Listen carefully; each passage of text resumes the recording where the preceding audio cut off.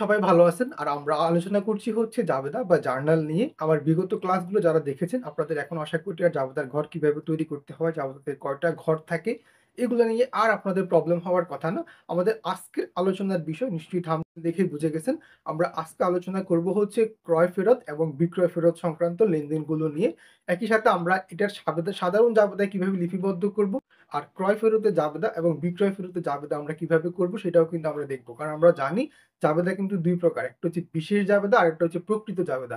বিশেষ জাবেদার মধ্যে কিন্তু ক্রয় জাবেদা, বিক্রয় জাবেদা, ক্রয় ফেরত জাবেদা, বিক্রয় ফেরত জাবেদা, নগদ প্রাপ্তি জাবেদা, নগদ প্রদান জাবেদা। তো ৬ টা জাবেদার মধ্যে কিন্তু ২ টাই হচ্ছে ক্রয় ফেরত জাবেদা এবং বিক্রয় ফেরত জাবেদা। মোস্ট ইম্পোর্টেন্ট কিন্তু এই জাবেদাগুলো তৈরি করা, এবং আমরা আজকের ভিডিওতে সেটাই শিখব। আমরা ১ম এ কথা বলব হচ্ছে ক্রয় ফেরতের জাবেদা নিয়ে, বা ক্রয় ফেরত আসলে কখন হয়?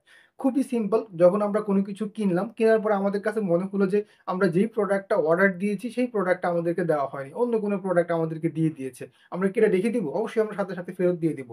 এরপর হচ্ছে গিয়ে আমরা যেই প্রোডাক্টটা চেয়েছিলাম সেই প্রোডাক্টটি দিয়ে দিয়েছে কিন্তু ত্রুটিযুক্ত। ধরেন আমি একটা টি-শার্ট অর্ডার দিলাম অনলাইনে। কিন্তু টি-শার্টটা ছেঁড়া। আমি এটা রাখবো? সাথে, সাথে রিটার্ন। তো এভাবে করে হচ্ছে গিয়ে কোনো প্রোডাক্ট পারচেজ করার পরে বা ক্রয় করার পরে সেটা যদি ত্রুটিযুক্ত হয়, অথবা আমি যেটা চেয়েছিলাম সেটা না দেয়, অথবা পরিমাপে যদি কোনো প্রবলেম থাকে, তাহলে আমরা সেটাকে রিটার্ন দিয়ে দিব। সো ক্রয় করার পরে কোনো পণ্য ফেরত দেওয়াকেই আমরা বলি হচ্ছে ক্রয় ফেরত। আর ক্রয় ফেরতের আরেকটা নাম হচ্ছে কিন্তু বহি ফেরত। অনেক জায়গায় কিন্তু ক্রয় ফেরত না লেখা থেকে কি লেখা থাকতে পারে? বহি ফেরত লেখা থাকতে পারে। ক্রয় ফেরতকে আমরা ইংরেজিতে বলি, বা বহি ফেরতকে আমরা ইংরেজিতে বলি হচ্ছে পারচেজ রিটার্ন। তো এটা কিন্তু আমার ক্রয়ের পরিমাণকে কমায়। সেজন্য আমরা কি করি? যখন আমরা নিট ক্রয় বের করি, সেক্ষেত্রে কিন্তু আমরা নিট ক্রয় বের করার সময় ক্রয়ের যেই টাকা, সেই টাকা থেকে কিন্তু আমরা ক্রয় ফেরতের টাকাটা বিয়োগ করে দিই। আশা করি এটা আপনারা বুঝতে পেরেছেন। আর আমরা যখন রেওয়ামেল দেখব, আমাদের রেওয়ামেলে কিন্তু ক্রয় ফেরতের টাকাটা কিন্তু ক্রেডিট দিকে থাকবে। কারণ ক্রয় ফেরতের মাধ্যমে কিন্তু ফেরত যদি আসে, তখন ক্রেডিট হয়। কেন? ক্রয় ফেরতের মাধ্যমে কিন্তু আমাদের ব্যয়ের পরিমাণ কমে যায়। আর আমরা জানি যে ব্যয় কমে গেলে ক্রেডিট হয়। এছাড়া এখন আমরা তো এতক্ষণ ক্রয় ফেরত নিয়ে কথা বললাম, বা ক্রেতার পার্সপেক্টিভ ভিউ থেকে, বা একজন বায়ারের পার্সপেক্টিভ ভিউ থেকে আমরা কথা বললাম যে আমি কিনলাম। কিন্তু আমি যে প্রোডাক্টটা রিটার্ন করে দিচ্ছি, আমি কাকে রিটার্ন করছি? আমি প্রোডাক্টটা রিটার্ন করছি হচ্ছে আমি যার কাছ থেকে কিনেছি, মানে সেলার, অথবা আমরা বাংলায় বলি হচ্ছে বিক্রেতা।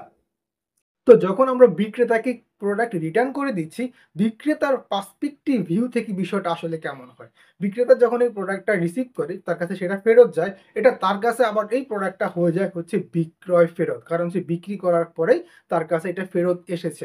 এটাকে সে লিখবে হচ্ছে বিক্রয় ফেরত। বিক্রি করার মাধ্যমে তার আয় বৃদ্ধি পেয়েছিল, এখন যেহেতু সেটা আবার ফেরত চলে এসে তার আয় কমে গেছে। আমরা জানি আয় বৃদ্ধি পেলে হয় ডেবিট, আর আয় বৃদ্ধি পেলে হয় ক্রেডিট, আর যদি কমে যায় তখন হয় ডেবিট। সেজন্য বিক্রয় ফেরত কিন্তু ডেবিট হবে। আমরা যখন আমরা যখন ফাইন্যান্সিয়াল স্টেটমেন্ট করব, আপনারা নিশ্চয়ই দেখবেন যে ওখানে রিটার্ন লেখা থাকবে ডেবিট এবং ক্রেডিটে। তো ডেবিটে যেটা থাকবে সেটাই হচ্ছে কিন্তু আমাদের বিক্রয় ফেরত, বা আমরা ইংরেজিতে বলি হচ্ছে সেলস রিটার্ন। এছাড়াও বিক্রয় ফেরতের আরেকটা বাংলা নাম হচ্ছে আন্তঃফেরত। তো আশা করি এই ২ টা জিনিস কিন্তু আপনারা খুব সহজেই বুঝে গেছেন যে কোনো একটা প্রোডাক্ট পারচেজ করার পরে সেটা যখন আমরা রিটার্ন করে দিই একজন বায়ারের কাছে, সেটা হচ্ছে পারচেজ রিটার্ন বা ক্রয় ফেরত অথবা বহি ফেরত। আর একজন সেলার যিনি বিক্রি করেছেন, বা একজন বিক্রেতা, তার কাছে এটা হচ্ছে বিক্রয় ফেরত, অথবা এটাকে সে আবার বলে হচ্ছে আন্তঃফেরত, অথবা ইংরেজিতে বলে হচ্ছে সেলস রিটার্ন। ক্রয় ফেরতের টাকাটা যেরকম আমরা ক্রয়ের থেকে বা পারচেজ থেকে বিয়োগ করে দিই, একইভাবে বিক্রয় ফেরতের টাকাটাও কিন্তু যখন সে নেট সেলস বের করে অথবা নেট বিক্রয় বের করে, ওই সময় কিন্তু সে বিক্রয় ফেরতের টাকাটা বিক্রয় থেকে কিন্তু বিয়োগ করে দেয় বা বাদ দিয়ে দেয়। এখন আমি যেটা বলছিলাম, সে ফর এক্সাম্পল আপনাকে একটা ট্রায়াল ব্যালেন্স দেওয়া হলো, মানে বাংলায় বলে কি ট্রায়াল ব্যালেন্স, রেওমেল। সো আপনাকে একটা রেওমেল দেওয়া হলো। রেওমেল দেওয়ার পরে রেওমেলের ডেবিট দিকে আসে হচ্ছে ধরেন ২০,০০০ টাকা, আর ক্রেডিট দিকে আসে হচ্ছে ১৫,০০০ টাকা। সো ডেবিট দিকে ২০,০০০, ক্রেডিট দিকে ১৫,০০০। আর বিবরণের ঘরের মধ্যে লেখা আছে হচ্ছে গিয়ে ফেরত। তাহলে আপনি কিভাবে বুঝবেন যে কোনটা ক্রয় ফেরত আর কোনটা বিক্রয় ফেরত? সে ফর এক্সাম্পল আমি যদি একটু আপনাকে বোর্ডে গিয়ে দেখাই, ধরেন সিনারিওটা হচ্ছে এরকম। আমাকে একটা রেওমিল দেওয়া হলো, আর এটা হচ্ছে আমার ডেবিটের ঘর, এটা হচ্ছে আমার ক্রেডিটের ঘর। সো আমার এখানে লেখা হচ্ছে গিয়ে শুধু ফেরত, শুধুমাত্র লেখা হচ্ছে ফেরত। এখানে হচ্ছে ২০,০০০ টাকা, আর এখানে হচ্ছে 15,000 টাকা। এটা হচ্ছে ডেবিট টাকা, এটা হচ্ছে ক্রেডিট টাকা। সো আমি এখানে কিভাবে বুঝবো যে কোনটা আমার ক্রয় ফেরত আর কোনটা আমার বিক্রয় ফেরত? এতক্ষণ ধরে যদি আপনি মনোযোগ দিয়ে ক্লাসটা দেখে থাকেন, নিশ্চয়ই আপনার এখন বুঝতে খুবই সহজ হবে। কারণ আমরা বলেছিলাম যে ডেবিটের দিকে যে টাকাটা থাকে সেটা হচ্ছে কিন্তু আমাদের বিক্রয় ফেরত। আর ক্রেডিটের দিকে যে টাকাটা থাকে সেটা হচ্ছে আমাদের ক্রয় ফেরত। আবার যদি এরকম দেওয়া থাকে ক্রয় ও বিক্রয়, ক্রয় ও বিক্রয়, ধরেন ডেবিটে হচ্ছে গিয়ে 2,00,000 টাকা আর ক্রেডিটে হচ্ছে গিয়ে 3,50,000 টাকা। সো আমি কিভাবে বুঝবো যে কোনটা কোনটা ক্রয় আর কোনটা বিক্রয়? অবশ্যই ক্রয় কিন্তু সবসময় ডেবিটে থাকবে আর বিক্রয় কিন্তু সবসময় ক্রেডিটে থাকবে। সো এর বিপরীতটাই হচ্ছে ফেরত। আমরা দেখেছিলাম ক্রয় ডেবিটে ছিল কিন্তু ক্রয় ফেরত থাকবে ক্রেডিটে। একই সাথে বিক্রয় কিন্তু ক্রেডিটে ছিল আর বিক্রয় ফেরত থাকবে ডেবিটে। আশা করি এটা আপনারা খুব সহজেই কিন্তু এখন বুঝে গেছেন যে আমাদের ক্রয় ফেরত থাকে হচ্ছে ক্রেডিটে আর বিক্রয় ফেরতের টাকাটা থাকে হচ্ছে ডেবিটের ঘরে। আবার আমাদের যখন ক্রয়ের টাকা থাকবে সেটা কিন্তু ডেবিটের ঘরে থাকবে আর বিক্রয়ের টাকা থাকবে ক্রেডিটের ঘরে। এখন যদি আপনাকে প্রশ্ন করা হয় কেন? নিশ্চয়ই আপনি এখন খুব সহজেই বলে ফেলতে পারবেন যে ক্রয় করার মাধ্যমে আমাদের ব্যয় বৃদ্ধি পায়। ব্যয় বৃদ্ধি পেলে ডেবিট। সেজন্য ক্রয়ের টাকা আমরা ডেবিটে বসাই। বিক্রয় করার মাধ্যমে আমাদের আয় বৃদ্ধি পায়। আয় বৃদ্ধি পেলে ক্রেডিট। সেজন্য আমরা বিক্রয়ের টাকা ক্রেডিটে বসাই। এবার আসেন ফেরতের কথা। যখন আমার ক্রয় ফেরত আসে, আমার ক্রয়ের পরিমাণ কমে যায়। মানে ব্যয়ের পরিমাণ কমে যায়। ব্যয় কমলে ডেবিট হয়। সেজন্য ব্যয় কমলে ক্রেডিট হয়। সেজন্য আমরা ক্রয় ফেরতের টাকাটাকে ক্রেডিটে বসাই। আবার বিক্রয় ফেরতের মাধ্যমে কিন্তু আমাদের আয়ের পরিমাণ কমে যায়। আয় কমে গেলে ডেবিট হয়। সেজন্য আমরা বিক্রয় ফেরতের টাকাটাকে ডেবিটে বসাই। আশা করি আপনারা এটা বুঝে গেছেন। এখন আমরা কয়েকটা সাধারণ জাবেদা প্র্যাকটিস করব। যে সাধারণ জাবেদার ঘরে আমরা কিভাবে ক্রয় ফেরত এবং বিক্রয় ফেরতের টাকাটা বসাবো। এবার আমরা দেখব হচ্ছে ক্রয় ফেরত এবং বিক্রয় ফেরত সংক্রান্ত লেনদেনগুলোকে কিভাবে আমরা সাধারণ জাবেদার বইতে লিপিবদ্ধ করব। আমি যে কথাটা আপনাদেরকে বারবার বলার চেষ্টা করছিলাম এতক্ষণ ধরে, নিশ্চয়ই আপনারা এখন বুঝে গেছেন যে যখনই আমার ক্রয় ফেরত হবে তখনই কিন্তু আমার এটা ক্রেডিট হবে। আর যখনই আমার বিক্রয় ফেরত হবে তখনই কিন্তু এটা আমার ডেবিট হবে। বিক্রয় ফেরত হলেই ডেবিট আর ক্রয় ফেরত হলেই ক্রেডিট। তা বিক্রি করার পরে উনার কাছে যখন পণ্যটা ফেরত আসবে, উনি লিখবে হচ্ছে পণ্য ফেরত পাওয়া গেল ৫০,০০০ টাকা। আর একজন ক্রেতা লিখবে হচ্ছে পণ্য ফেরত দেওয়া হলো ৫০,০০০ টাকা। আমি কিন্তু বিক্রেতা এবং ক্রেতা দুজনের পার্সপেক্টিভ ভিউ থেকে আপনাদেরকে বিষয়টা বোঝানোর চেষ্টা করছি, যাতে করে আপনারা ক্রয় ফেরত এবং বিক্রয় ফেরত নিয়ে আপনাদের কোনো প্রবলেমই না থাকে। তাহলে এটাই দেখলাম আমরা হচ্ছে ক্রেতার দৃষ্টিকোণ থেকে যে পণ্য ফেরত দেওয়া হলো ৫০,০০০ টাকা। সো পণ্য ফেরত দেওয়া হলো ৫০,০০০ টাকা। এটা কি ধরনের ফেরত? এটা কি ক্রয় ফেরত না বিক্রয় ফেরত? ভালো করে বুঝার চেষ্টা করেন। পণ্য ফেরত দেওয়া হলো। পণ্য ফেরত দেওয়া হলো বলা আছে এখানে। সো আপনি নিশ্চয়ই ক্রয় করেছেন তারপরে গিয়ে ফেরত দিয়েছেন। সো এটাকে বলা হয় হচ্ছে ক্রয় ফেরত। সো ক্রয় ফেরতের জাবেদা কি? ক্রয় ফেরতের জাবেদা হচ্ছে প্রদেয় হিসাব বা পাওনাদার হিসাব ডেবিট আর ক্রয় ফেরত হিসাব ক্রেডিট। এখন আবার প্রশ্ন করবেন যে প্রদেয় হিসাব বা পাওনাদার হিসাব কেন লিখলেন? নগদ কেন লিখলেন না? যদি কোনো লেনদেনের মধ্যে ফেরত সংক্রান্ত লেনদেনগুলোর মধ্যে নগদ বা বাকি না বলা থাকে তখন বুঝে নিতে হবে যে ওটা কিন্তু বাকিতেই হয়েছে। নগদ হলে নগদ বলাই থাকবে। এটা হচ্ছে ফেরত সংক্রান্ত লেনদেনের ক্ষেত্রে। শুধুমাত্র ফেরত সংক্রান্ত লেনদেনের ক্ষেত্রে নগদ বাকি কোনো কিছু বলা না থাকলে ধরে নিতে হবে ওটা বাকিতেই হয়েছে। সেজন্য আমরা ক্রয় ফেরতের সময় জাবেদা লিখেছি হচ্ছে প্রদেয় হিসাব ডেবিট আর ক্রয় ফেরত হিসাব ক্রেডিট। এখন তাহলে বিক্রেতা কি লিখবে? ক্রেতা লিখবে হচ্ছে প্রদেয় হিসাব ডেবিট আর হচ্ছে ক্রয় ফেরত হিসাব ক্রেডিট। এখন বিক্রেতা কি লিখবে? দেখুন বিক্রেতার ক্ষেত্রে কি হয়েছে? পণ্য ফেরত পাওয়া গেল ৫০,০০০ টাকা। বিক্রেতার কাছে কিন্তু পণ্য ফেরত গিয়েছে। সো তার কিন্তু কি হলো? তার কিন্তু আয়ের পরিমাণ কমে গেছে। সে যে পণ্যটা বিক্রি করে আয় করেছিল ওটা কমে গেছে। এটার জন্য বিক্রেতা লিখবে হচ্ছে বিক্রয় ফেরত হিসাব ডেবিট আর হচ্ছে দেনাদার হিসাব বা প্রাপ্য হিসাব ক্রেডিট। দেনাদারেরই আরেকটা নাম হচ্ছে প্রাপ্য হিসাব। এটা কিন্তু অনেকেই ভুলে যান আপনারা। দেনাদারেরই আরেকটা নাম হচ্ছে প্রাপ্য হিসাব। পাওনাদারেরই আরেকটা নাম হচ্ছে প্রদেয় হিসাব। ক্রয় ফেরতকে আমরা বলি হচ্ছে বহি ফেরত। আর বিক্রয় ফেরতকে আমরা বলি হচ্ছে আন্ত ফেরত। অনেক জায়গাতে কিন্তু ক্রয় ফেরত লেখাই থাকবে না। শুধু বহি ফেরত লেখা থাকবে। বিক্রয় ফেরত লেখা থাকবে না, আনতে ফেরত লেখা থাকবে। রেওয়া মিলে কিন্তু বিক্রয় ফেরত, ক্রয় ফেরত, বই ফেরত, আনতে ফেরত কিচ্ছু লেখা থাকবে না। শুধু ফেরত লেখা থাকবে আর টাকাটা ডেবিট ক্রেডিটে বসানো থাকবে। আপনি কিভাবে এটা ফাইন্ড আউট করবেন? খুবই ইজি। যখন টাকাটা ডেবিটে থাকবে খুবই সহজ। এটা কিন্তু বিক্রয় ফেরত। আর যখন টাকাটা ক্রেডিটে থাকবে এটা হচ্ছে ক্রয় ফেরত।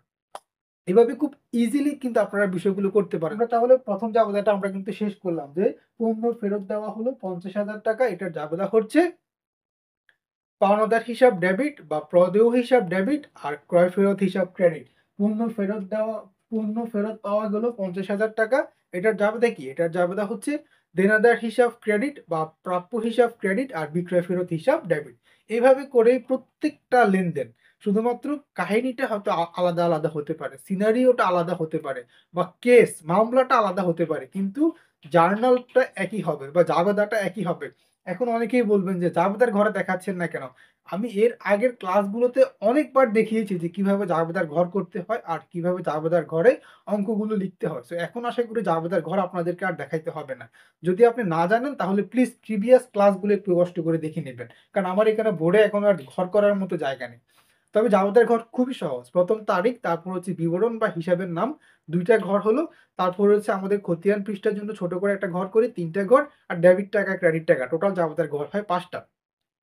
এরপরে আমরা আরো একটা লেনদেন যদি প্র্যাকটিস করি, বহি ফেরত ৳৪,০০০।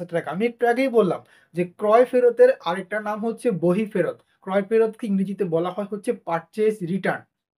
ক্রয় ফেরতের টাকা ক্রেডিট দিকে থাকে। ক্রয় ফেরতের টাকা রেওয়া মিলের ক্রেডিট দিকে থাকে। সো এখানে কিন্তু এখন চলে আসলো কিন্তু সেই জাবেদাটা। আমি বলতে না বলতেই কিন্তু চলে আসছে যে বহি ফেরত ৳৪,০০০। সো বহি ফেরত লেখা থাকুক, ক্রয় ফেরত লেখা থাকুক একই কথা। বহি ফেরত হলেও জাবেদাটা একই হবে। কি হবে জাবেদাটা?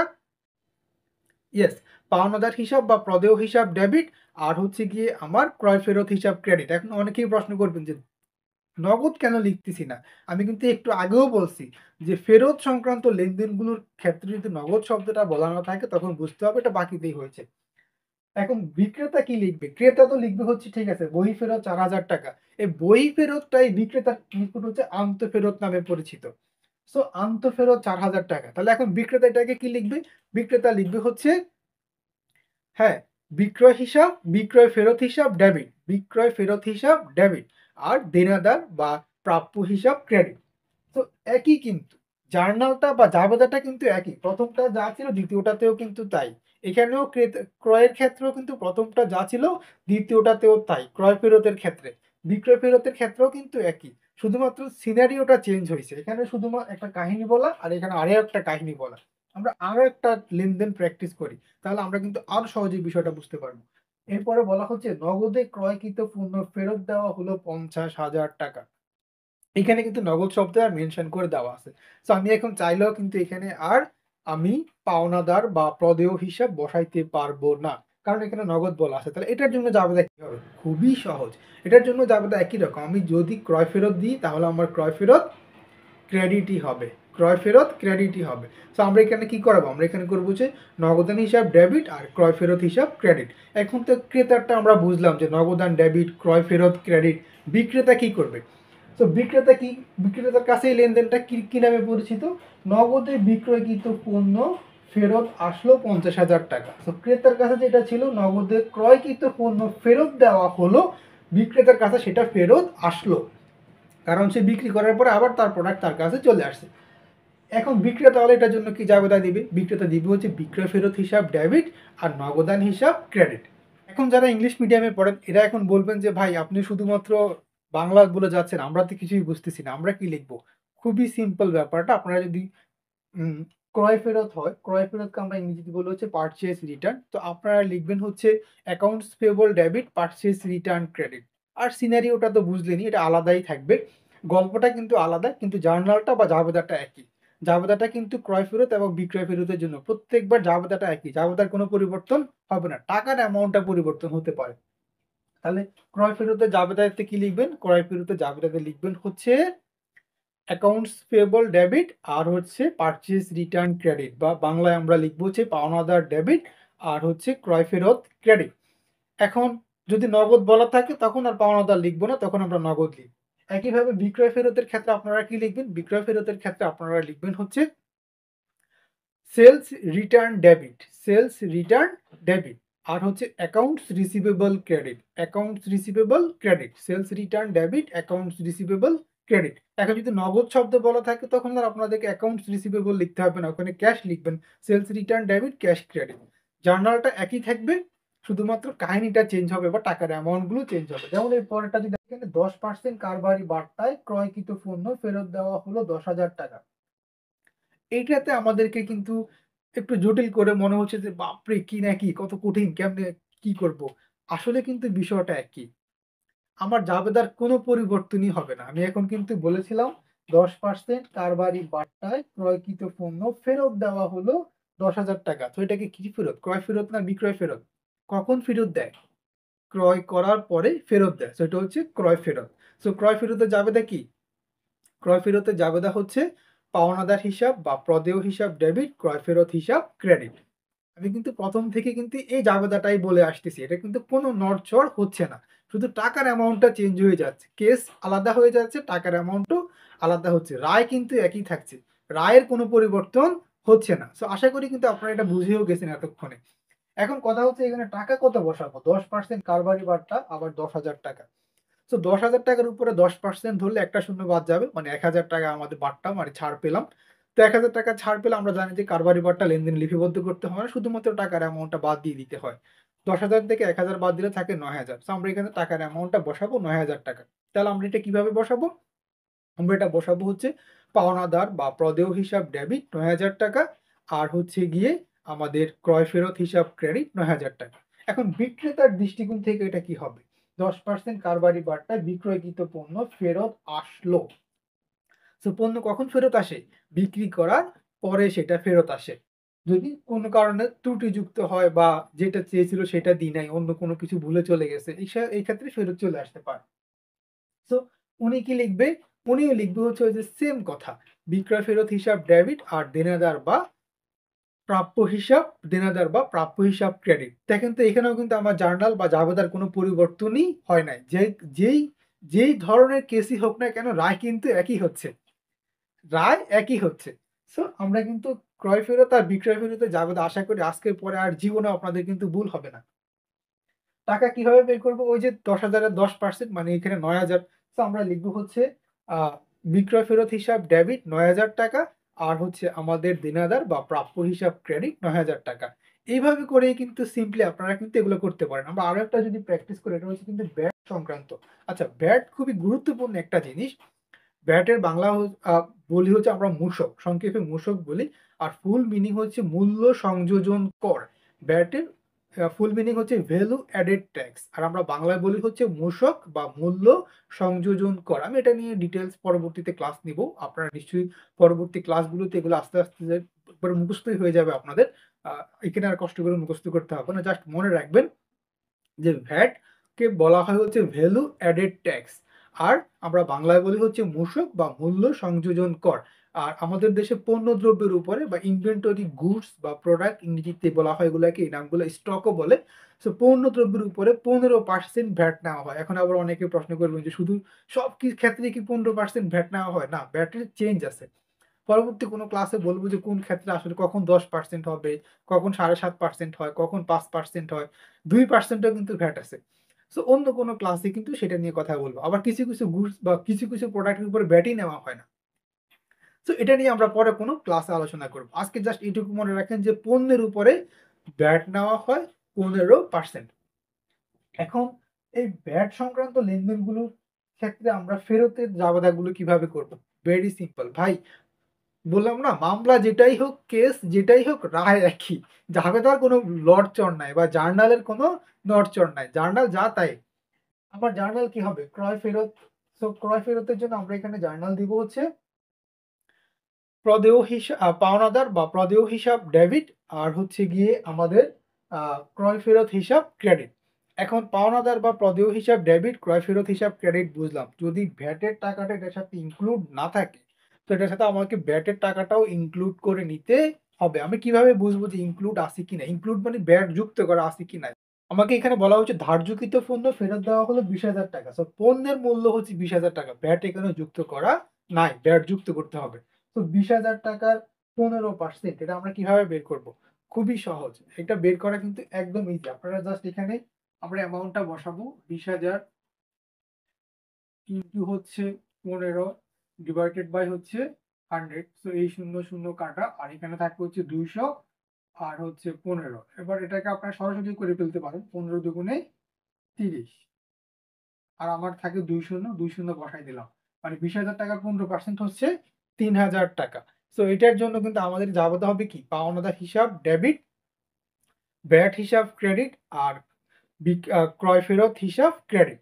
তো ভ্যাট হিসাব ক্রেডিট ৩,০০০ টাকা, ক্রয় ফেরত হিসাব ক্রেডিট ২০,০০০ টাকা আর পাওনাদার হিসাব ডেবিট আমার ২৩,০০০ টাকা। আশা করি এটা বুঝতে পেরেছেন। ঠিক এখন যদি বিক্রেতার কাছে আমরা চলে যাই, ক্রেতা তো এটা লিখবে। তাহলে বিক্রেতা কি লিখবে?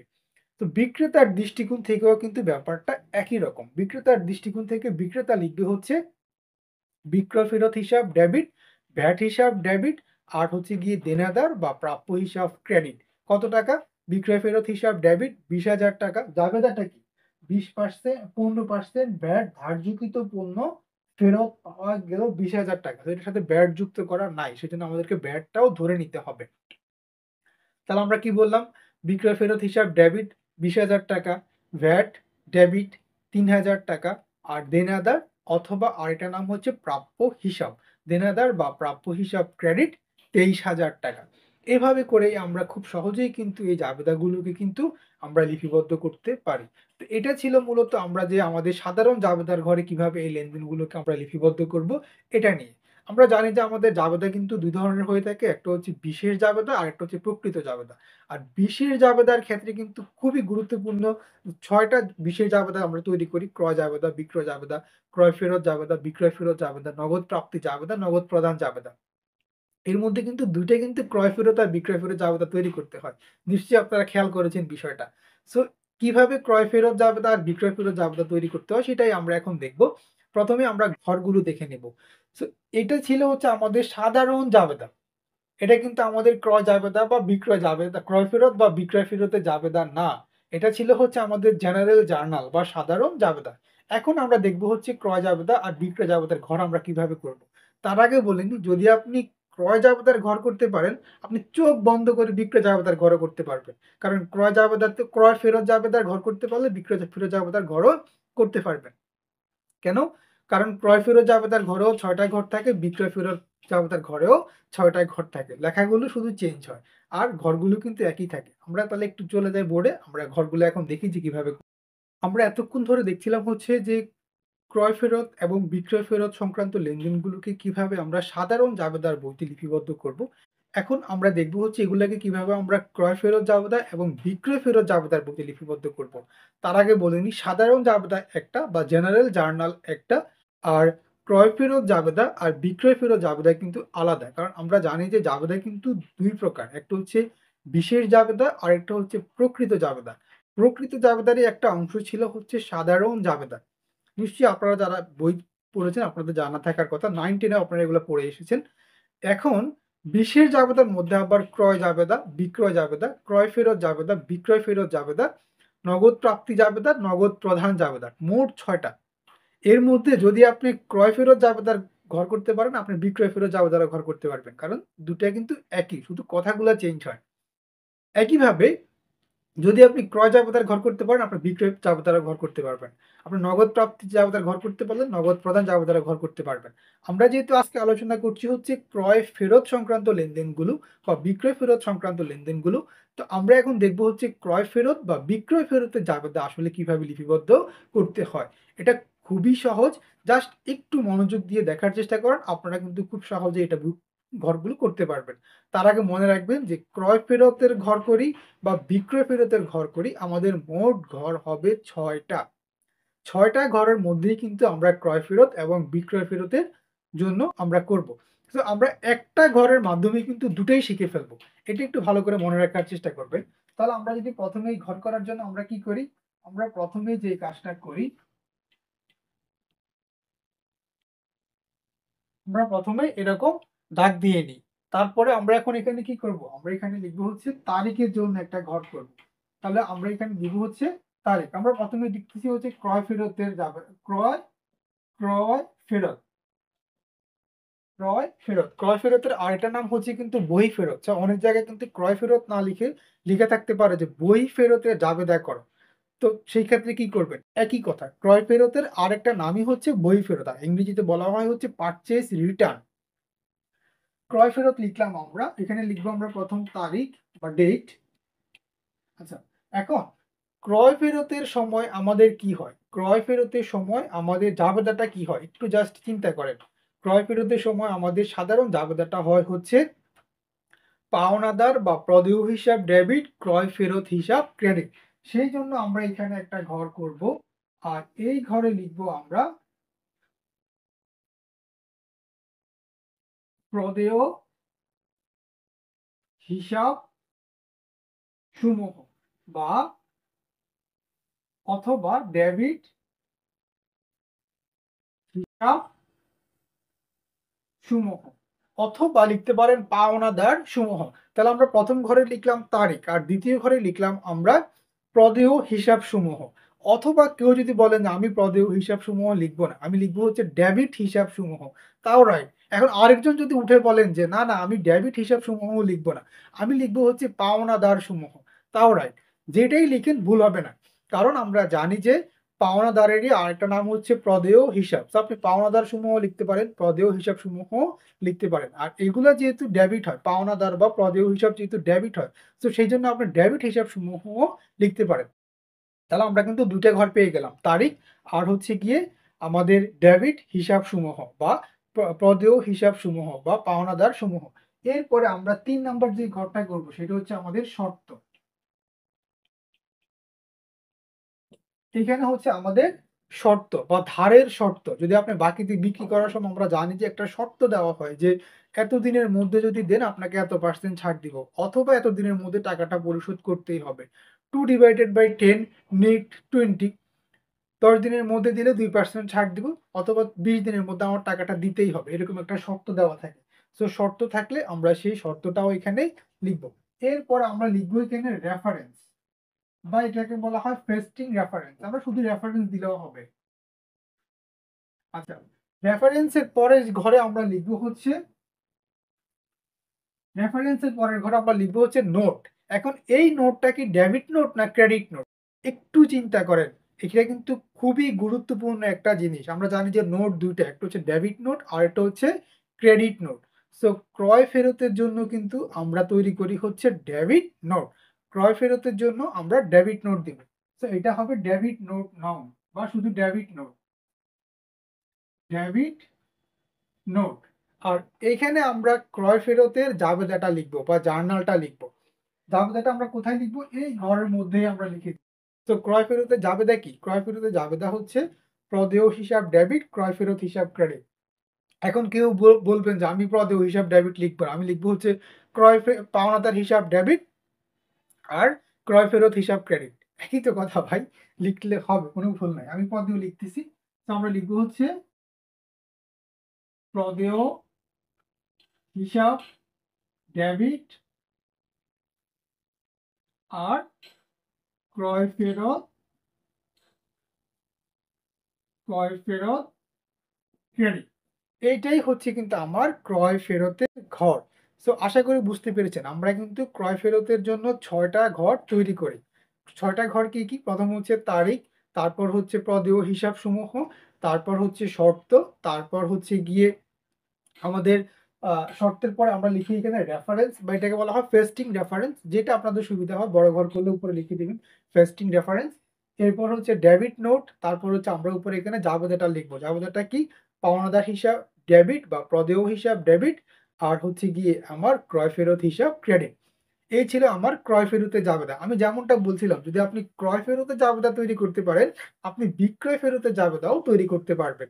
বিষয়টা একই। এখন যদি আমরা বিক্রয় ফেরতের জাবেদা করি, এখন কথা হচ্ছে ঠিক আছে আমি ক্রয় ফেরতের জাবেদাটা যদি একটু দেখি যে এখানে আমরা আসলে কি লিখবো? আমরা এখানে যতগুলা আমাদের ফেরত আসবে, বাকিতে বিক্রি করার পরে যত ফেরত আসবে, তারিখ অনুসারে আমরা প্রত্যেকটা ফেরত আকাশ এন্টারপ্রাইজ থেকে ফেরত আসছে ডেবিট নোট নাম্বার লিখবো। আর জাস্ট এখানে টাকার ঘরে আমরা টাকাটা লিখবো যে আকাশ এন্টারপ্রাইজ থেকে আমাদের আকাশ, এটা ধরেন মে মাসের ১ তারিখ। সো মে ১ আকাশ থেকে আসছে আমার ফেরত ধরেন ২০,০০০ টাকা। এরপর ধরেন আমার মেয়ে ২ সুমন থেকে ফেরত আসছে, সুমন থেকে ফেরত আসছে ৳১০,০০০। এটা তো ক্রয় ফেরত। সো ক্রয় ফেরত আমরা ফেরত দিচ্ছি। সো আকাশকে ফেরত দিলাম হচ্ছে ৳২০,০০০, সুমনকে ফেরত দিলাম হচ্ছে ৳১০,০০০। এরকম আরো অনেক ফেরত থাকতে পারে। সকল ফেরতকে আমরা পরবর্তীতে যোগ করে দিব যে আমাদের মোট কত টাকা আমরা এই বছর বা এই মাসে বা এই পিরিয়ডে ফেরত দিলাম। এভাবে করে মূলত আমরা ক্রয় ফেরতের জাবেদাগুলো করি। তবে এটা কিন্তু সাধারণ জাবেদা না। এটা হচ্ছে আমাদের ওই যে জাবেদার ২ প্রকার আমরা জানি। একটা হচ্ছে বিশেষ জাবেদা আর একটা প্রকৃত জাবেদা। আর বিশেষ জাবেদার মধ্যে কিন্তু আমাদের ক্রয় ফেরতের জন্য একটা ঘর আছে। এবার আমরা করব হচ্ছে বিক্রয় ফেরত। সো বিক্রয় ফেরতেরটা আমরা কিভাবে করব? বের করব। বিক্রয় ফেরত। এখন বিক্রয় ফেরতের আমরা আরেকটা নাম বলেছিলাম যে বিক্রয় ফেরতের আরেকটা নাম কিন্তু হচ্ছে আন্তঃফেরত। বিক্রয় ফেরতের আরেকটা নাম আন্তঃফেরত। ইংরেজিতে বলা হয় হচ্ছে সেলস রিটার্ন। তো বিক্রয় ফেরতের ক্ষেত্রেও কিন্তু তারিখের ঘরটা কিন্তু ঠিকই থাকবে। তারিখের ঘরের কিন্তু কোনো পরিবর্তন হবে না। এখানে আমরা লিখেছিলাম প্রদেয় হিসাব আর বিক্রয় যখন আমরা করব বিক্রয় ফেরতের ঘর তখন আমরা এখানে লিখব প্রদেয় হিসাব না লিখে প্রাপ্য হিসাব। এখন কেউ বলতে পারেন, "ভাই আমি প্রাপ্য লিখব না, আমি লিখব যে দেনাদার সমূহ।" হবে ভাই কোনো ভুল নেই। কারণ প্রদেয় আ দেনাদারেরই আরেকটা নাম হচ্ছে প্রাপ্য হিসাব। সো এতক্ষণ আমরা দেখছিলাম হচ্ছে ক্রয় ফেরতের জাবেদা আর এবার আমরা দেখব হচ্ছে বিক্রয় ফেরতের জাবেদা। বিক্রয় ফেরতের জাবেদা আমি যেমনটা বললাম যদি আপনি ক্রয় ফেরতের জাবেদা তৈরি করতে পারেন তাহলে আপনি কিন্তু বিক্রয় ফেরতের জাবেদাও তৈরি করতে পারবেন। ক্রয় ফেরতের জাবেদাতে যেমন ৬ টা ঘর থাকে, বিক্রয় ফেরতের জাবেদাতেও কিন্তু ৬ টা ঘর থাকে। কিন্তু লেখাগুলো কিন্তু চেঞ্জ হয়ে যায়। কারণ আমরা জানি যে কোন সময় কোন লেখাটা আসে। এটা নিশ্চয়ই আপনারা এখন সাধারণ জাবেদাতে নিশ্চয়ই আপনারা দেখে ফেলছেন। এটা এখন আপনাদের জন্য খুবই সহজ হবে। যেমন আমরা এই তারিখ কিন্তু একই থাকবে। তারিখের কোনো চেঞ্জ হবে না। এইখানে আমরা যখন ক্রয় ফেরতের ঘর করেছিলাম, আমরা লিখেছিলাম হচ্ছে প্রদেয় হিসাবসমূহ অথবা ডেবিট হিসাবসমূহ অথবা পাওনাদারসমূহ। বিক্রয় ফেরতের সময় আমরা এখানে লিখব হচ্ছে প্রাপ্য হিসাবসমূহ অথবা দেনাদারসমূহ অথবা ক্রেডিট হিসাবসমূহ। কারণ আমরা জানি যে বিক্রয়ক হিসাবের সময় কিন্তু এগুলা ক্রেডিট হয়। সেজন্য আমরা এখানে লিখতে পারি ক্রেডিট হিসাবসমূহ। তাহলে আমরা এখানে যদি লিখি যে আ প্রাপ্য হিসাব সমূহ।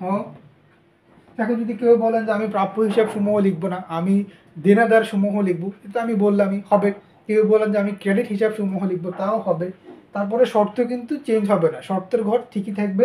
পোস্টিং রেফারেন্স এটাতেও কোনো চেঞ্জ আসবে না, এটাও ঠিক থাকবে।